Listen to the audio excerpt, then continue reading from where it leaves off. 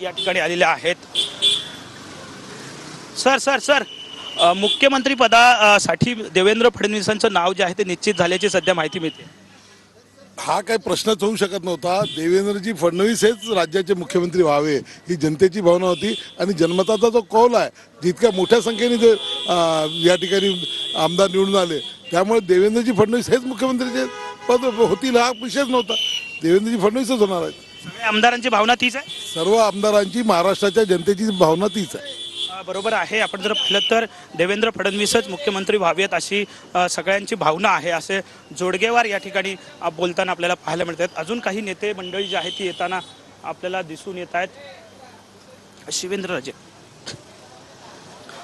शिवेंद्रराजे या ठिकाणी आहेत। सर सर मुख्यमंत्री म्हणून देवेंद्र फडणवीस यांचं नाव जवळपास निश्चित आहे, संध्याकाळी घोषणा होईल।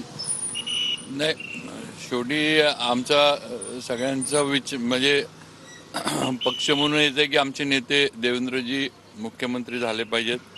आज त्यांच्या नेतृत्वाखाली एवढं मोठं यश कधी म्हणजे यापूर्वी सुद्धा नाही, पण आता मिळाले आणि भरपूर परिश्रम घेतले। तर आम्हाला सगळी ताकद ही त्यांनी दिली, देवेंद्रजींनी दिली आणि शेवटी महाराष्ट्र ते चालवू शकतात।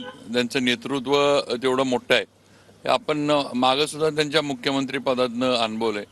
त्यामुळं नक्कीच जो निर्णय म्हणजे देवेंद्रजींचा जर झाला, ते मुख्यमंत्री व्हावेत अशी आमची सगळ्यांची भारतीय जनता पार्टीच्या कार्यकर्त्यांची इच्छा आहे।